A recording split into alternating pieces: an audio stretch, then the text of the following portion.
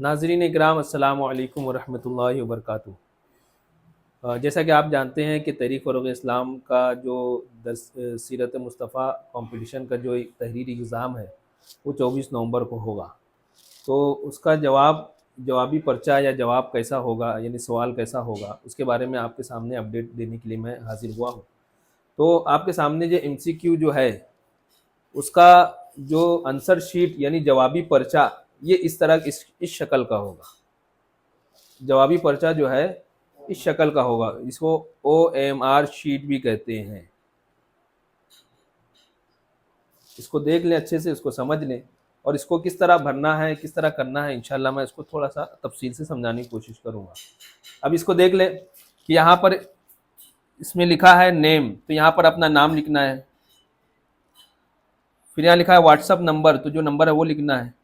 और exam centre, यानी आपने नासिक में एग्ज़ाम दिया या आपने जलगांव में एग्ज़ाम दिया है या भिवंडी में एग्ज़ाम दे रहे हैं तो आपको यहाँ एग्ज़ाम सेंटर लिखना है। और उसके बाद यहाँ पर सीट नंबर, जो आपके हॉल टिकट में जो आपको सीट नंबर दिया जाएगा, जिस सीट पर आप बैठेंगे तो वो सीट नंबर यहाँ पर दिया जाएगा। तो यहाँ एग्ज़ाम सेट जो लिखा होगा उसमें आपको, चूँकि हमने सवाल जो बनाए हैं यानी सवालिया जो पर्चे हैं वो 4 तरीके के हैं, ABCD। तो आपको जो भी सेट मिलेगा, A सेट या B सेट, चूंकि आपके पर्चे के ऊपर ही A या B C जो भी है वो लिखा होगा, तो आपको जो भी मिलेगा तो आपको खाली लिख देना है A, अगर A मिला है तो ये एग्जाम सेट हो। ये इस तरह आपने ऊपर वाला भर दिया, आपको इस तरह भरना है। तो नाज़रीन इकराम, जैसे कि आपने जब बताया कि मैं सीट नंबर आपका ये है 65126, अगर आपका सीट नंबर ये है, आपको इस बॉक्स में भर लिया आपने। अब उसके बाद इसमें भी आपको भरना है। तो अब जैसे मिसाल के तौर पर पहला नंबर आपका है 6 का, पहले डब्बे में आपका 6 नंबर है, तो अब इसको कैसे भरना है? तो आपको ये 0 वाली लाइन जो है उसको छोड़कर 1 से शुमार करना है। 1 2 3 4 5 6। तो यह आपकी जो पहले डब्बे में जो छठवां जो नंबर है इसमें जाकर ये इसको भरना है। फिर दूसरे नंबर में लिखा है 5, दूसरे डब्बे में 5 लिखा है, तो अब उसको ऊपर से गिनते हुए आना है। 0 1 2 3 4 5। तो ये 5वां जो डब्बा होगा आपके सामने, इस जो बबल्स होंगे इसको क्या है, फिल करके इसको गोल गोल करके भर देना है। फिर तीसरे नंबर पे जो है 1 लिखा हुआ है, तो 0 को छोड़कर ये 1, इसको भरना है इस तरह, ऊपर से हमको गिनना है। फिर इसके बाद चौथे बॉक्स में जो है ये 2 लिखा है 2, तो अब इसको 0 1 2 ये इस तरह भरना है। इसके बाद 5वें बॉक्स में लिखा है 3, 0 1 2 3, इसको भर दिए। फिर छठे में लिखा है 6, तो 0 1 2 3 4 5 6।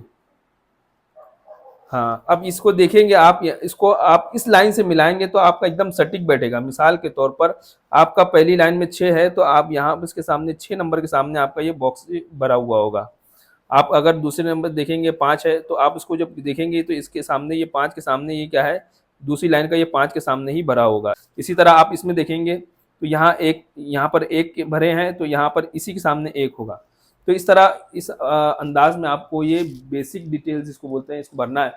ये अगर आपको नहीं भी समझ में आता है तो घबराने की ज़रूरत नहीं है। एग्ज़ाम सेंटर में जो भी टीचर या जो भी उस्ताद रहेंगे वो आपको अच्छी तरह के समझा देंगे। हर एक के पास जाकर आपको समझाकर इंशाल्लाह आपको कोई घबराने की ज़रूरत नहीं है। अब हमारे सवाल के जवाबात होंगे, हमारे जो 80 नंबर के सवालात होंगे, हर सवाल 1 नंबर का होगा। अगर आपने उसको सही भरा तो आपको पूरा नंबर मिलेगा, आपने गलत भरा तो वो पूरा 1 नंबर आपका कट जाएगा। तो अब उसको भरने कैसे हैं? तो मिसाल के तौर पर एक सवाल होगा कोई भी, जैसे हमारे नबी सल्लल्लाहु अलैहि वसल्लम के वालिद का नाम क्या है, ये हमारा एक सवाल होगा। कि अब उसके जवाब में 4 ऑप्शन दिए जाएंगे, A Abdullah, B Abdurrahman, C अब्दुशम्स, D Abdul मुत्तलिब। तो इन चारों में जो सही होगा, जैसे कि A B C D ऐसे लिखा होगा, तो जो A B C D होगा आपको उसको हल करना है। मिसाल के तौर पर आपके ये पहला सवाल है, पहले सवाल का जो आंसर होगा यानी जवाब जो होगा, अगर आपको जो जवाब याद है वो A है, तो आपको इसको भरना होगा, पूरा इसको पूरी तरह भर देना होगा। ज़रा सा भी इसको खाली छोड़ने की ज़रूरत नहीं है, वरना तो आपका नंबर कम हो सकता है। तो अगर आपका ये सही जवाब है तो आपको इस तरह भरना है। अब दूसरे सवाल में चले जाएंगे, ये हो गया हमारा एक सवाल हल। अब ये 3 जो बाकी डब्बे हैं इसको हमें कुछ नहीं करना है, उसको हमें कट करने की ज़रूरत नहीं है, हमें उसको क्या है आधा करने की भी ज़रूरत नहीं है, वरना तो फिर आपके नंबर खराब होने का चांस है। इसलिए जो सही आंसर है, सही जवाब है उसको भर देना है, बाकी जो गलत आंसर होंगे उसको छोड़ देना है। फिर इसके बाद दूसरे में आ जाएंगे, अगर दूसरे का जवाब बी बनता है तो हमको बी में कर देना है, भर देना है।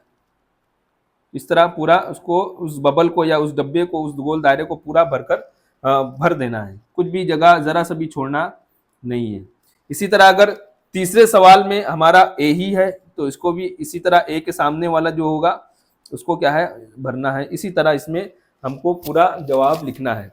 अब कभी कभी ये होता है कि हमने जल्दबाजी में ये किया कि किसी जवाब को गोल दायरे में को क्या है भर दिया, भरने के बाद फिर बहुत देर के बाद जब हमारा जहन सुकून पजीर हुआ तो हमको लगा कि ये हमारा जवाब गलत है, अब उसको दूसरा जवाब सही हमको लग रहा है ना। तो अब उसके लिए क्या करेंगे, आपने भर चुका है तो उसके लिए ये करेंगे कि जो आपको लग रहा है कि ये गलत है तो उसको आपको इस तरह भरे हुए को इस तरह का गलत का इस तरह निशान कर देना ऊपर से, है ना। और जो सही आपको लग रहा है उसको क्या है फिर से भर देना है इस तरह। मिसाल के तौर पर आपको लग रहा है कि सी सही है, बी गलत था, तो इस तरह ऊपर से भरे हुए डब्बे को ऊपर से इस तरह गलत कर देना है और जो सही आपको लग रहा है उसको भर देना है। तो इससे क्या है कंप्यूटर के जरिए हम उसको सही कर लेंगे। तो ये अंदाज होगा, इस अंदाज से क्या है ये पर्चा होगा। और आखिरी में, सबसे आखिरी में जो है ये स्टूडेंट सिग्नेचर लिखी हुई है, तो यहाँ पर स्टूडेंट सिग्नेचर होगी, यानी जो भी तालिब इल्म है सीरत मुस्तफ़ा का वो यहाँ पर सिग्नेचर करेगा। तो एग्जामिनर सेंटर यानी जो आपकी क्लास में जो होगा आपकी देखभाल करेगा, आपकी निगरानी करेगा, वो यहाँ पर सिग्नेचर करेगा। और विजिलेटर सिग्नेचर, तो विजिलेटर यानी वो जो इन सबका निगरान होगा, इन सबका जो हेड होगा वो चेक करेगा आकर के वो सही चल रहा है कि नहीं चल रहा है, तो वो आकर यहाँ पर बहरहाल आपको खाली अपनी जगह पर क्या है सिग्नेचर कर देनी है। बाकी जो आपकी क्लास में जो उस्ताद या निगरान जो भी होगा वो आपको क्या है पर्चा हल करने का भी तरीका आपको इंशाल्लाह वहाँ पर भी बता दिया जाएगा। और किसी को नहीं समझ में आया तो पर्सनली भी क्या है जाकर उसके पास जाकर भी बता दिया जाएगा। अल्लाह रब्बुल इज़्ज़त हम सबको सीरत मुस्तफ़ा का जो हमने मुताला किया, पढ़ा, उसको पढ़ने और आगे भी पढ़ने, चूँकि ये किताब जो सीरत मुस्तफ़ा है बहुत मुख्तसर है, हमें और भी पढ़ने की तौफ़ीक़ अता फ़रमाए और उसी के मुताबिक अमल करने की तौफ़ीक़ अता फ़रमाए, उसी के मुताबिक अपनी ज़िंदगी के हर पहलू को गुज़ारने की तौफ़ीक़ अता फ़रमाए। व आखिर दावाना अनिल हम्दुलिल्लाहि रब्बिल आलमीन।